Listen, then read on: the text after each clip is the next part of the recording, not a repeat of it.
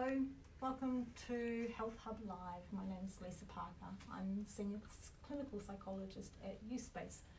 U-Space is a young adult mental health unit here at St Vincent's Private Hospital, Sydney. And my name is Brady. I'm the Clinical Nurse Educator. I work alongside Lisa in U-Space as well in the Young Adult Mental Health Unit. And welcome to our Health Hub.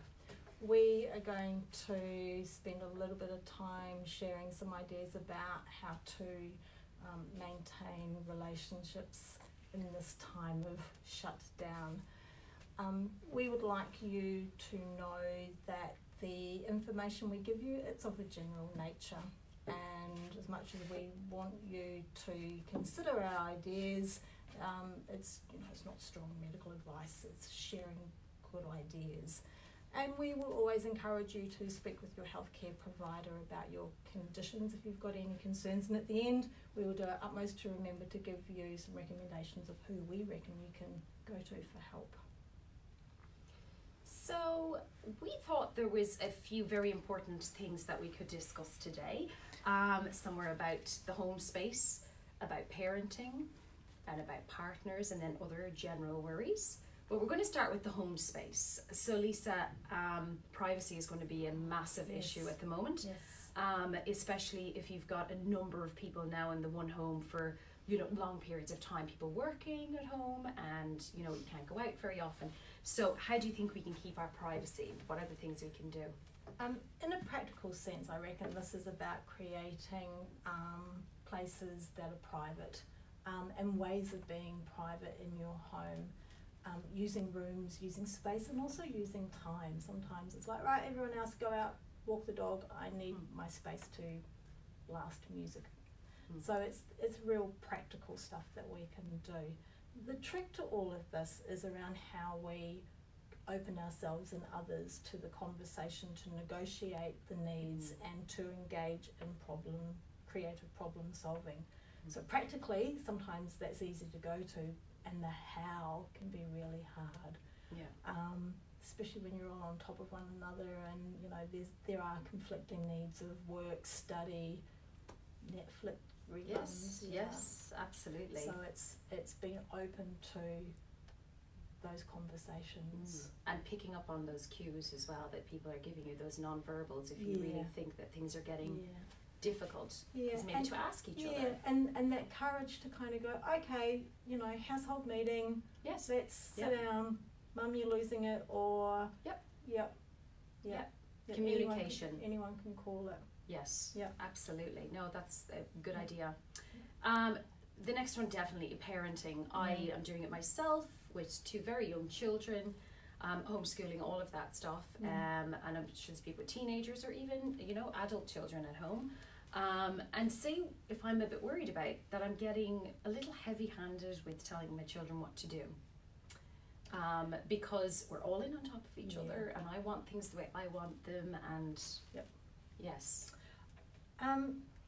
as we know, parenting or any household relationships can have its trials and tribulations at the best of times, and because we are more cooped up, there is that maybe more of a pressure cooker thing going on, and fears and frustrations are kind of pervading our spaces.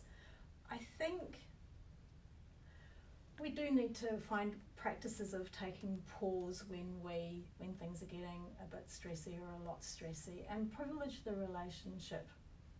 So you might be in a process of telling someone what to do because you need them to, and there's a point where you will notice that it's not working, and it's like, well, enough, okay, stop. Not working right now.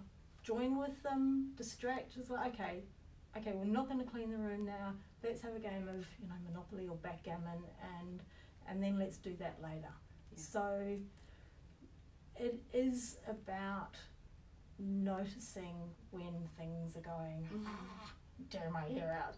And okay, calm the fun, which is my sister-in-law's favourite saying. And re-strategize. Go back to it. I think one thing that we probably do have here maybe is the flexibility of time. Because there's not like you've got to get out to work. But you might have a meeting to get to, so there are stresses there. definitely. But it's a kind, patient. That's right. Kind, patient, compassion, and negotiation. Yeah. I think you're saying that quite a bit about. Yeah. There's a lot of negotiation that may not have been necessary before. And what I notice, even as I talk about it, I go into that habitual breathe in, let your out breath be longer than your in breath. Okay, just slow down. Yeah. And what's going on here? Okay, I'm screaming, they're screaming, we're all screaming, and there's no ice cream. Yeah. Yeah. And So people may never have had to do something like that before. No. Because life is so busy. Everyone's in, out, in, out, in, out. Everyone has to stop. Yeah. Now. Yeah. There's not been much choice about that. Yeah. And they have to notice things. Yeah. So I just think it's, it's good to know that, that's what you should do. You should be noticing those things. It's not a bad thing to notice those things and to start doing something about it. Exactly. And especially before it becomes, a real problem. We are in extraordinary times. Let me be another person to remind ourselves of this. And so some of the things that usually work is like, hey, let's have another game of backgammon. That may not work because you've already played 10 games of backgammon today. Yes. And creative. Be so creative. Tolerate and be patient and do our best to move away from the judgments of when we maybe don't handle it that well. Yes, exactly. Because we do have to give ourselves some, leeway in that as well. That you're going to have frustrations about this. Then, I have a feeling there's a lot of people out there that are dealing with this, but the children not observing social isolation and refusing to stay home, and then they won't guarantee they won't do social distancing when they catch up with friends, and I think it's a real problem for people, and I think it's probably hard to know how to respond without making things even more stressful. Yeah. How would you think to respond when you know that's going on? I think it's important to let the other person know what you're thinking. Also let them know what you're thinking from their point of view. So the good old empathy. It's like, hey, I know you're desperate to get out of the house to go and hang with your mates. I get that. And I'm really concerned. So do our best to stay away from any of that blaming language of, you're going to kill us all if you don't kind of keep clean. Yes. The dramatic. Yes. And then, remind, repeat, and be patient with the usefulness of that repetition. Be patient with one's frustration when you need to, I thought I asked you. And then set up what you can do. Yeah. And when everyone comes back to the house, you can help them go, okay, bathroom, clothes off, shower, wash, clean clothes. So you can do what you can do. And explain what your fears are. I think that's, depending on age appropriateness, obviously, but it's just to say, like, well, look, I'm concerned. This is the reason I'm saying this to you, is because of this. And try to, I suppose, access their empathy as well for you, which would be lovely if we could do that instead of that blaming. You're doing this and you're not doing that. I understand how you feel. However, try and see it from my point of view. Kind of thing. Again, negotiation. Yes. Oh, there's a lot of negotiation going on. Yes. So this is also another one that I would imagine will come up quite a bit. What can I do to help my children speak openly about their fears and their anxieties about hearing all of this? And as much as the question asks about what can I do to help my children, what can I help the people who are important to me? So our elderly parents or our partners, or it's sometimes we, it's usual to go through processes of denial. It's this was all the fuss about. It's like, hang on, this is really important. Yes. And find the age-appropriate way of doing it. So with our children, it's being honest, it's being transparent in an age-appropriate way, explaining things, demonstrating things, of all the information about washing your hands, keeping the distance, Role modelling it as role well. modelling it, yeah. Making sure that you're doing it too. Yeah, yeah. Nothing worse than telling everybody to do something and not doing it yourself. Yeah. So be very careful to make sure you're role modelling it. Yeah. Normalise the fear and the frustrations, Yes. or any of the emotions that are being felt. Sometimes we can get a bit angry about it. It's like, I want to go out. Yes. Yeah, okay. I can understand that you want to go out. Yeah. And not a good idea. And then the Because- reassurance, what's your... Because they're going to look for reassurance from us. Reassure by tone, reassure by words, go to trusted information sites as much as possible. If you are a bit confused by something, find someone to ask. Yes. Yeah.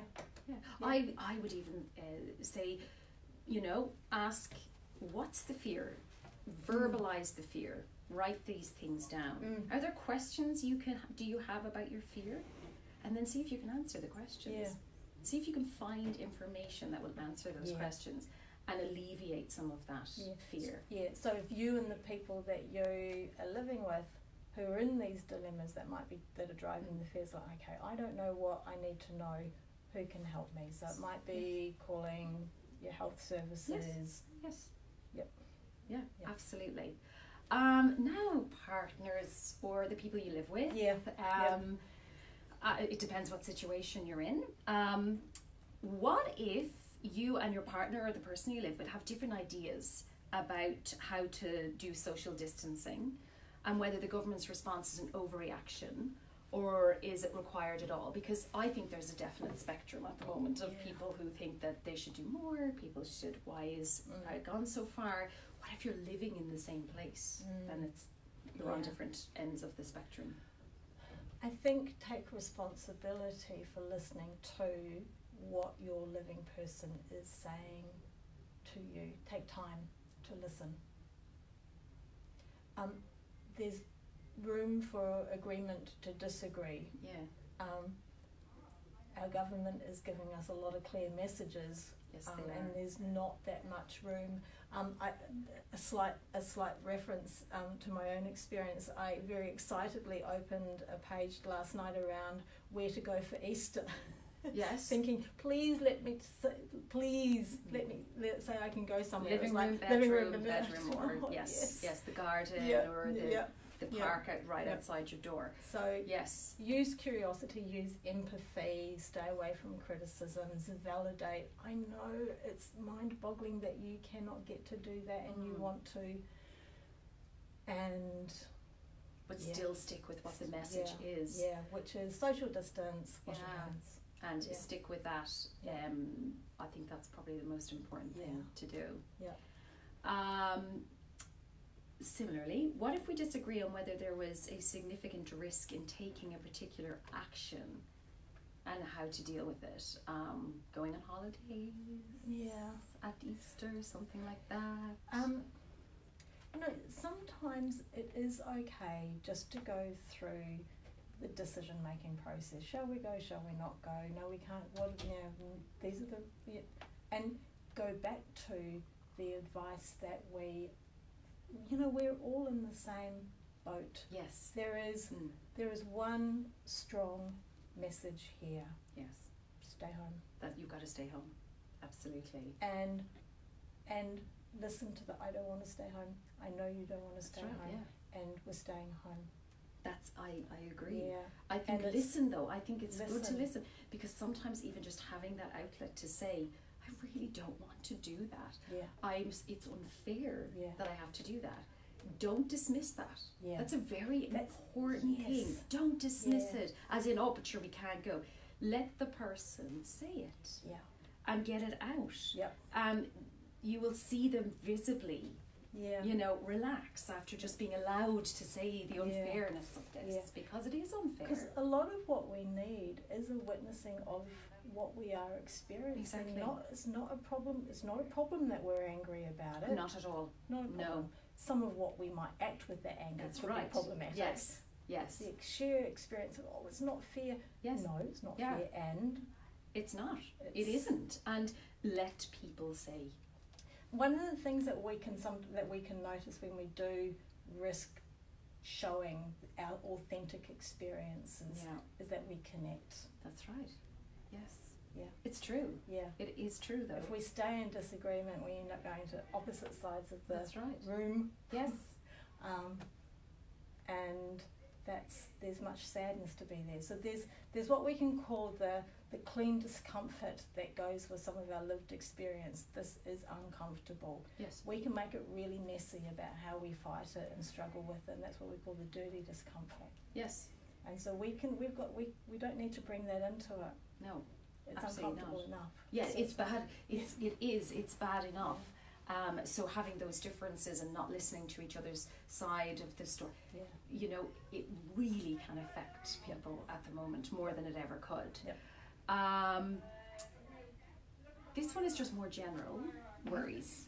So I miss all the different contexts and relationships of my life. Do you have any ideas about this? So obviously just missing life in general, just normal life. Yeah. Look, this one, I think, this one causes me great concern. Yes. I must admit I'm hearing a fair bit of it in my work as a psychologist. It's that, you know, we move around our world, our various needs get met in different places, different people, and now we're cooped up. And so, you know, crocheting home alone is not the same. I like to crochet with my friends. That's right. Doing things together, we get to know different parts of ourselves, and the people we live with are not, we can never be one thing to all things to another person. So it's hard. Yes. And make use of the technology to connect in meaningful ways so that you do stay connected with and responsive to your different needs. And I think as well, remember, this will end. It's a temporary thing, because I think the longer it goes on, the more people feel it's going to go on. Whereas if we do the right thing now, that's not the case. So it's to remind everybody that it is a temporary situation, that we're all in it together, that I'm doing it for you. I am social distancing, I am isolating at home, I'm doing it for everybody in my community. Lisa, I know you are as well. Yes. And it is it's so important to us that everyone else does it too. But I see a lot of people that are doing it. I'm very proud of the people in my community that I see doing it. And they should be proud of themselves. And there's lots of support as well for people, isn't there? Yeah, and look, there's lots of creativity coming out. Yes, there is. Yes. Which is fantastic. So because we can reliably have our needs met that way, and we know that, but at this point we are not able to act in that way, it's like, okay, well, how else can I do this? And to find the creative solutions and have a go at getting help if you can't figure it out yourself. That's right. It's an adjustment. We're going through a period of adjustment. You have to adjust to a new normal for this time. And I think people need to give themselves a little break as well. That it's change hard. Up the expectations. Change the expectation of everybody, of everyone you know. Change your expectation of them. Is there anywhere we can go to if we need an extra support? Because we know that people with mental health issues, they can be exacerbated by things like this. And I mean, one of the things that is happening is, you know, we've got COVID-19, but our life stresses are kind of plodding along. Well, they're still there. They're still there. It's not they've all stopped and this because has of come this. Up. Like, people still have mental health issues. They still have medical issues. They still have issues within their families, dysfunction. There's lots of there's still things that are going on, and our services have created ways to be flexible. So it's not like the services have stopped. Relationships Australia is still there. Beyond Blue is still there. Yes. Lifeline's still there. Yes. Your GPs are still there. They're still there. Psychologists are still there. Are still there. So it's telehealth. Yes. Yeah, but it's connecting. It's still there. U-Space is still open. That's right. And so reach out. You don't need to be. We don't need to be on our own. Absolutely. I think that, I think there's maybe that thing of isolating, especially because people say self-isolating. Don't isolate. Be connected. Yes. Connect with people. Yeah. And connect to the services because they're all still open. So yeah. I think that's it for now. I think that's it for now. Yes. Anything else? No, I can't think of anything else right now. Thank you so much for joining us. I know that I really enjoyed actually our chat. Lisa, I really enjoyed it. And some of the questions, I'm definitely going to take home some of those things. Yeah. But we're going to be doing this Monday to Friday. So please, if you have any topics you'd like us to talk about, or if you have any questions about what we've talked about today, please just go on the message board. And if you had a question now, you could just pop it in if you want, or pop it in the comments box, and we will certainly answer all of your questions. We're sitting here waiting. Thank you. Bye. Bye.